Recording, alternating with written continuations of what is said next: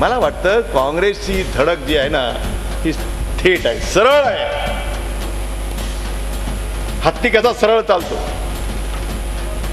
आपली चाल काही हत्तीसारखी आहे काँग्रेस, सरळ.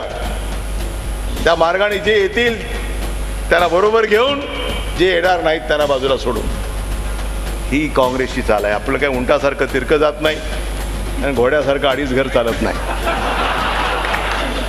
सरळ. तो विचार आहे, तो गरिबांचा विचार आहे, सर्व जाती धर्माला बरोबर घेऊन जाणारा विचार आहे. आणि म्हणून माझी आपल्या सर्वांना विनंती आहे की एवढं मोठं पाठबळ तुमच्या सोबत असताना, एवढी मोठी वैचारिक शिदोरी बरोबर असताना कोणाला घाबरण्याचं कसलंही कारण नाही आहे.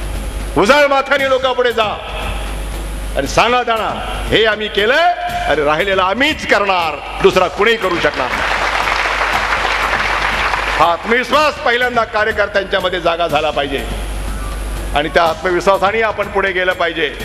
ही भूमिका आपण सर्वांनी स्वीकारण्याची आवश्यकता आहे असं मला स्वतःला वाटतं आणि ती भूमिका आपण सर्वांनी स्वीकारून पुढे गेलं पाहिजे. जाहीरनामा उद्या 2 तारखेला प्रसिद्ध होतोय.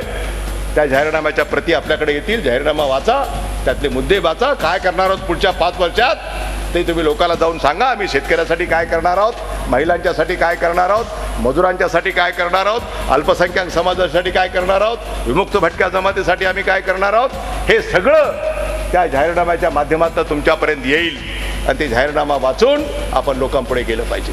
आणि मला स्वतःला असं वाटतं की या लातूर शहर आणि जिल्हा मतदारसंघाकडं, आमच्या दोन्ही मतदारसंघाकडं साऱ्या महाराष्ट्राचं लक्ष आहे. त्यामुळे महाराष्ट्रातले अनेक पुढारी इथे येणार आहेत, आपापले विचार मांडण्याचा प्रयत्न इथं करणार आहेत. परंतु मला तुमच्या भरोशावर, कारण मी शेवटचे 2-3 दिवसच परत या